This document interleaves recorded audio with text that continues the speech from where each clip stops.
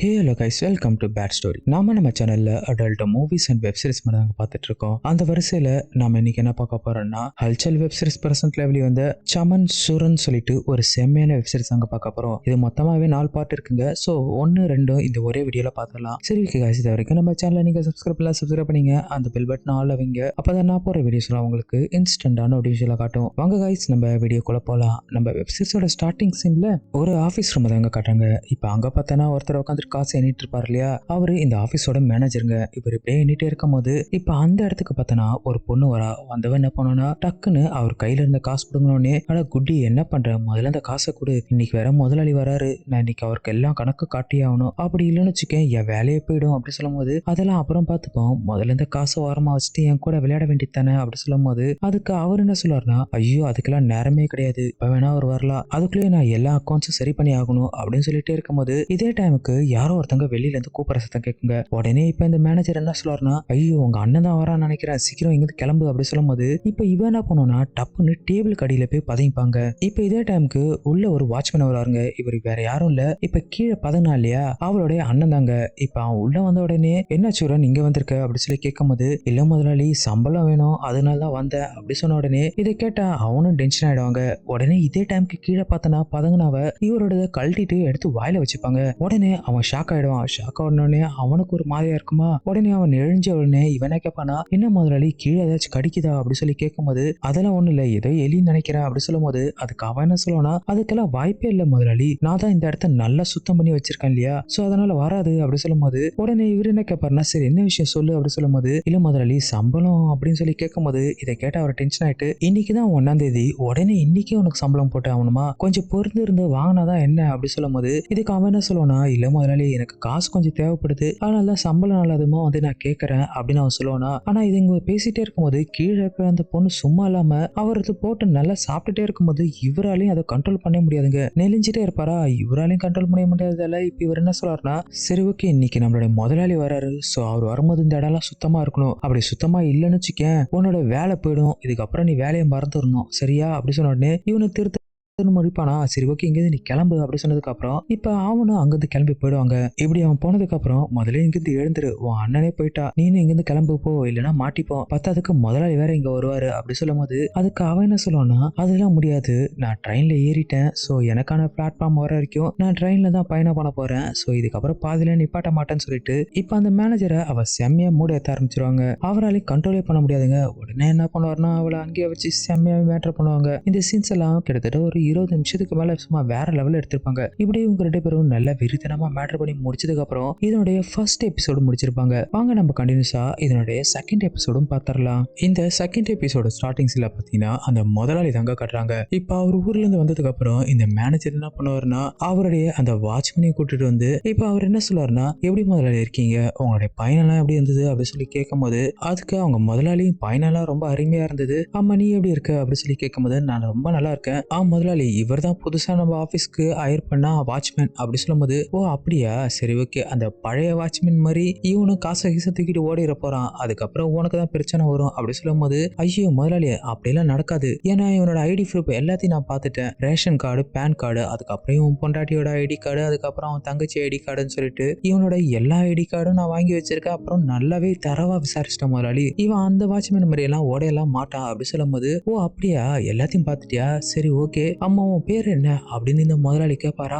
அதுக்கு இவன் என்ன சொல்லுவானா, முதலாளி என் பேரு சூரன் சொன்னா பூரன் முதலாளி அப்படி சொல்லும் போது, அட பரவாயில்லையே இங்கிலீஷ்ல நல்லா பேசுற அப்படி சொல்லும் போது, நான் நல்லாவே பேசுவேன் முதலாளி, ஏன்னா பழைய ஆபீஸ்ல நான் அந்த அளவுக்கு நல்லா ஒர்க் பண்ணிருக்கேன் அப்படின்னு இவன் சொல்லனா. அதுக்கு அந்த முதலாளி என்ன சொல்லுவாருன்னா, பரவாயில்லையே இந்த முறை நல்லா படிச்ச ஆளதான் வேலைக்கு வச்சிருக்க அப்படி சொன்ன உடனே இதை கேட்ட அந்த முதலாளி என்ன சொல்லுவாருன்னா, பரவாயில்லையே ரொம்ப கெட்டிக்காரனா தான் இருக்கான் அப்படி சொன்ன உடனே இப்ப அந்த மேனேஜர் என்ன சொல்லுவாருன்னா, முதலாளி அது மட்டும் இல்லாத இவனோட பொண்டாட்டி இருக்கா இல்லையா, அவர் ரொம்ப நல்லா சமைப்பா, இவரோட சமையலுக்காகவே நம்மளோட கெஸ்ட் ஹவுஸ்க்கு அடிக்கடி நிறைய கஸ்டமர்ஸ் வராங்க, நிறைய பேரு அவங்கள பாராட்டிட்டு போயிருக்காங்க தெரியுமா அப்படின்னு இவர் சொல்லும் போது, இதை கேட்ட அந்த முதலாளியும் ஷாக் ஆயிடுவாரு. என்ன சொல்ற அந்த அளவுக்கு நல்லா சமைப்பாங்களா அப்படின்னு இவர் கேட்பாரா. அதுக்கு அவர் என்ன சொல்லுவாருன்னா, என்ன சூரன் உன்னுடைய பொண்டாட்டி பெரிய ஆளா இருப்பாங்க போல, ஆமா அவனா அந்த அளவுக்கு சமைப்பா, சரி ஆமா எங்க அவ அப்படி சொல்லி இவர் கேட்பாரா. அதுக்கு அவர் என்ன சொல்லுவாருன்னா, முதலாளி இங்க வந்திருக்கீங்க ஸோ உங்களுக்காக ஸ்பெஷலாக அவள் சாப்பாடு செஞ்சுட்டு இருக்கா. இன்னைக்கு நைட்டு அவளோட சாப்பாடு தான் உங்களுக்கு அப்படி சொல்லும்போது இதை கேட்ட அந்த முதலாளி சரி ஓகே ஒரு பிரச்சனை இல்லை, சீக்கிரமா சாப்பாடு ரெடி பண்ணி எடுத்துட்டு வா, நான் வெயிட் பண்றேன். சரி இங்க பாரு,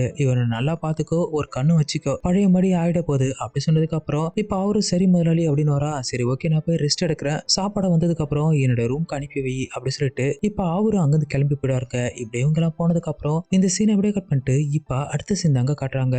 இந்த சீன்ல பார்த்தோன்னா நம்ம வாட்ச்மேனோட பொண்டாட்டியும் அவங்க தங்கச்சி உட்காந்துட்டு கீரை எல்லாம் ஆயிஞ்சிட்டு இருக்கும் போது இப்ப அந்த இடத்துக்கு இந்த வாட்ச்மேன் வராங்க. ஏ புல்புல் ராணி, இன்னைக்கு என்ன சமைக்க போற?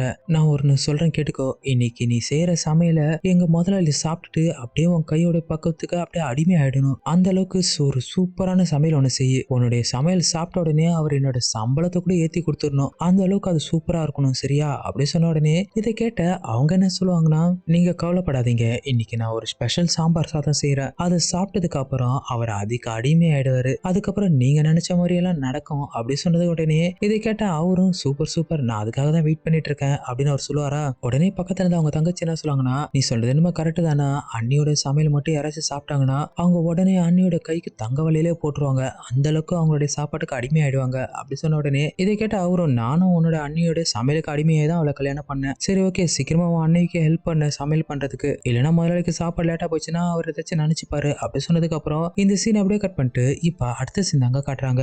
இந்த சீன்ல நம்ம வாட்ச்மேனோட பொண்டாட்டி முதலாளிக்கு அறிமுகப்படுத்துவாங்களா, இவ்வளவு அழகான மனைவி வச்சிருக்க, பரவாயில்லையே முதலாளி, அது மட்டும் இல்ல இந்த கெஸ்ட் ஹவுஸ்க்கு வரவங்க எல்லாமே இவளோட சாப்பாடு சாப்பிட்டு இங்க அடிமையாவே ஆயிட்டாங்க தெரியுமா அப்படி சொல்லும்போது உடனே அந்த வாட்ச்மேன் என்ன சொல்லுவாருன்னா, நேத்து நைட் நீங்க சாப்பிட்டீங்க இல்லையா, அது கூட இவ செஞ்சுதான் அப்படி சொல்லும்போது இதை கேட்ட அந்த முதலாளியும் பரவாயில்லையே சாப்பாடும் அருமையா இருக்கு, உன் பொண்டாட்டி ரொம்ப அழகாவே இருக்காங்க, நீ ரொம்ப கொடுத்து வச்சவன் அப்படின்னு அந்த முதலாளி சொல்லுவாரா. உடனே வாட்ச்மேன் என்ன சொல்லுவாருன்னா, சரி ஓகே இன்னைக்கு நைட்டு முதலாளிக்கு சாப்பாடு நீ ரெடி பண்ணிடு, சரி நீ கேட்டுக்கு போ, அங்க யாருமே இல்ல அப்படி சொல்லிட்டு அவங்க ரெண்டு பேரையும் அனுப்பி வச்சதுக்கு அப்புறம் இப்ப இந்த முதலாளி என்ன பண்ணுவாருன்னா, அந்த மேனேஜர் கூப்பிட்டு, ஏய் இங்க மேனேஜருங்க பாரு, அவன் பொண்டாட்டி ரொம்ப அழகா இருக்கா, அது மட்டும் இல்லாத பின்னாடி அழகு வேற லெவல்ல இருக்கு, ஏதாச்சும் பண்ணி அவளை இன்னைக்கு எனக்கு கரெக்ட் பண்ணி கொடு அப்படி சொல்லும்போது, ஐயோ முதலாளி அது மட்டும் முடியாது, ஏன்னா நம்மளுடைய கெஸ்ட் ஹவுஸ்ல ஒரு கஸ்டமர் இவளை ட்ரை பண்ண பாத்துருக்காங்க, அவரு என்னென்னமோ சொல்லி பார்த்தாரு, ஆனா அவ கொஞ்சம் கூட மசியல, அதுக்கப்புறம் அவன் வீட்டுக்கார சத்தம் போட்டு அது பெரிய பிரச்சனை ஆயிடுச்சு, நான் வேணா வேற ஒரு பொண்ணை ரெடி பண்றேன், அவனோட தங்கச்சி இருக்கா இல்லையா அவளை வேணா ரெடி பண்றேன், அவதான் செம்மையா இதுக்கெல்லாம் ஏத்த ஆளு அப்படி சொல்லும் போது உடனே இந்த முதலாளி சரி ஓகே ஏதோ ஒன்னு ரெடி பண்ணுன்னு சொல்லிட்டு அவனை அனுப்பி வச்சுட்டு இப்ப இவர் என்ன யோசிப்பாருன்னா, நான் இவ்வளவு பெரிய ஆளா இருக்கேன், என்னால இவ்வளவு கரெக்ட் பண்ண முடியாதா, ஏதாச்சும் பண்ணி இவளை எப்படாச்சும் என் பெட்ரூம்க்கு வர வச்சு தீர்வேன் அப்படின்னு இவர் சொல்லும் போது இந்த சீன் அப்படியே கட் பண்ணும்போது இப்ப அந்த இடத்துக்கு திரும்ப வாட்ச்மேன் வராங்க. இப்ப வாட்ச்மேனை பார்த்துட்டு இவர் என்ன கேட்பாருன்னா, சரி ஓகே இன்னைக்கு உங்க மனைவி எனக்காக என்ன சமைக்கிறா அப்படி சொல்லும் போது, இன்னைக்கு நீங்க கவலைப்பட வேணாம், உங்களுக்கு பிடிச்ச மாதிரி தான் அவங்க சமைப்பாங்க அப்படி சொல்லும் போது, சரி ஓகே இன்னைக்கு நைட்டு நான் சாப்பிட போறேன், ஆனா சாப்பாடு கூட எனக்கு வேற ஒண்ணு இருந்தா நல்லா இருக்கும்னு தோணுது, நான் என்ன சொல்ல வரணும் புரியுதா அப்படி சொல்லும் போது, எனக்கு நல்லாவே புரியுது, உங்களுக்கு என்ன பொண்ணு தானே வேணும், அதை நான் ஏற்பாடு பண்றேன் அப்படி சொல்லும் போது இதை கேட்டு அவனும் ஷாக் ஆயிடுவான், என்ன இவன் இவ்வளவு சீக்கிரமா ஒத்துக்கிட்டான், சரி அவங்க கூட்டா வருவாங்களா அப்படி சொல்லும்போது, என்னோட பழைய ஆபீஸ்ல என்ன வேலை முதலாளி, நான் இதே மாதிரி தான் எங்களுடைய முதலாளிக்கு அவங்களுக்கு தேவையானதை ரெடி பண்ணி கொடுத்தேன், நீங்க கவலைப்படாதீங்க, உங்களுக்காக நான் அந்த பொண்ணை ரெடி பண்றேன், சரி ஓகே உங்களுக்கு கிராமத்து பொண்ணு வேணுமா இல்ல சிட்டி பொண்ணு வேணுமா அப்படி சொல்லும் போது அப்பதான் இவனுக்கு புரியுது, ஓ இவன் இதே மாதிரி பொண்ணு கேட்கறானா, நான் இவன் பொண்டாட்டி நினைச்சுக்கிட்டேன், சரி ஓகே எனக்கு எப்பவுமே சிட்டி பொண்ணு தான், சீக்கிரமா ரெடி பண்ணு அப்படி சொல்லும் போது, கண்டிப்பா முதலாளி இன்னைக்கு ரைட் நான் எப்படி ரெடி பண்றேன், வேற ஏதாச்சும் வேணுமா அப்படின்னு கேட்பானா, எனக்கு வேற என்ன சரக்கு அதுக்கப்புறம் தொட்டுக்கிறதுக்கு அதுக்கு தேவையான சைட் டிஷ்லாம் எல்லாத்தையும் ரெடி பண்ணு அப்படி சொன்னதுக்கு அப்புறம், கண்டிப்பா முதலாளி நான் சீக்கிரமா உங்களுக்கு ரெடி பண்றேன் அப்படின்னு அவனை ஒத்துக்குவானா. ஒத்துக்கிட்டு அவன் போனதுக்கு அப்புறம் இப்ப இவர் என்ன சொல்லுவாருன்னா, சீக்கிரமாவே கொஞ்சம் கொஞ்சமா உனக்கு காசோட ஆசை காட்டி உன் பொண்டாட்டியை நான் மேட்டர் பண்ணி தீருவேன் அப்படின்னு இந்த முதலாளி நினைச்சிட்டு இருக்கும் போது இந்த சீன் அப்படியே கட் பண்ணிட்டு இப்ப அடுத்த சீன் தாங்க காட்டுறாங்க. இந்த சீன்ல பார்த்தோன்னா இந்த வாட்ச்மேன் ஒரு பொண்ணு கூட்டு வந்திருப்பாரா. இப்ப அவட்ட என்ன சொல்றாருன்னா, இங்க பாரு சோனியா, சர்வீஸ்ல கொஞ்சம் கூட நீ பிசுறு தட்டக்கூடாது, அந்த அளவுக்கு அவர் நல்லா என்ஜாய் பண்ண வைக்கணும் சரியா அப்படி சொல்லும் போது, கண்டிப்பா நீ சொல்லியே தீரணும், உன் முதலாளியை நான் பாத்துக்கிறேன், அவர் கண்டிப்பா திருப்தி அடைவாரு அப்படி சொல்லும் போது, சரி ஓகே மேட்டர் முடிஞ்சதுக்கு அப்புறம் எனக்கான கமிஷன் நீ கொடுத்துடணும் அப்படி சொன்னதுக்கு அப்புறம் அதை பத்தில நீ கவலைப்படாத, உனக்கான கமிஷன் கரெக்டா வந்துரும் அப்படின்னு பேசிட்டே இருக்கும்போது இப்ப அந்த முதலாளி அங்க வருவாருங்க. வந்த உடனே இப்ப இவன் என்ன சொல்லனா, முதலாளி இவ பேர் தான் சோனியா, இன்னைக்கு இவ தான் உங்களை திருப்திப்படுத்த போறா அப்படி சொல்லும் போது, ஓ அப்படியா சரி ஓகே இந்த காசை வை அப்படி சொல்லிட்டு கொஞ்சம் பணத்தை அதிகமாகவே கொடுப்பாருங்க. இவர் ஏன் கொடுக்குறாருன்னு நம்மளுக்கு தான் தெரியும், ஏன்னா அவனுக்கு காசு ஆசையை நிறைய காட்டி எப்படியாச்சும் அவன் பொண்டாட்டியை மேட்டர் பண்ணணும் ஒரு ஆசை. இப்ப இவன் என்ன பண்ணுவானா, சரி முதலாளி நான் போயிட்டு வரேன் அப்படின்னு சொல்லிட்டு அந்த காசு வாங்கிட்டு அங்க கிளம்பிடுவாருங்க. கிளம்புனதுக்கு அப்புறம் இவன் என்ன பண்ணுவானா, சோனியா பக்கத்துல போயிட்டு சோனியா கிட்ட சில டபுள் மீனிங் எல்லாம் பேசுவானா. எனக்கு மேட்டர் பண்றதுலாம் நார்மல் தான், பட் ஆனா எனக்கு அதுக்கும் மேல வேணும் அப்படின்னு சொன்ன உடனே இப்ப இவன் என்ன சொல்றானா, அப்பனா நம்ம ஸ்கிரீன் பிளே பண்ணுவோம், அதாவது நான் டீச்சராகவும் நீ ஸ்டூடெண்டாகவும் நடிக்கிறீங்களா, சோ அது இன்னும் என்ஜாயபிளா இருக்கும் அப்படின்னு சொன்னதுக்கு அப்புறம் இப்ப இவனு ஓகே சொல்லிடுவானா. இப்ப இவ டீச்சர் எப்படி அப்ரோச் பண்ணுவானோ அதே மாதிரி இவனை அப்ரோச் பண்ண இப்ப அவளு என்ன பண்ணுவானா, ஒரு ஸ்டூடெண்ட் கூட பேசுற மாதிரி பேசி டபுள் மீனிங் ஆகி உங்க மேட்டர் பண்றதெல்லாம் சும்மா வேற லெவல்ல காட்டுவாங்க. இந்த சீன்ஸ் அந்த அளவுக்கு ஹாட்டா எடுத்திருப்பாங்க. கிட்டத்தட்ட ஒரு 10 நிமிஷத்துக்கு மேல இருக்குங்க இந்த சீன்ஸ் எல்லாமே. இப்படி இவங்க 2 பேரும் நல்ல வெறித்தனமா மேட்டர் பண்ணி முடிச்சதுக்கு அப்புறம் இதனோட 2வது எபிசோடு முடிச்சிருப்பாங்க. கூடிய சீக்கிரத்துல இதனோட அடுத்தடுத்த வீடியோ சீக்கிரமா பாத்திரலாங்க. இத்தனை நான் உங்கள் மிஸ்டர் பிஜே. Thank you guys.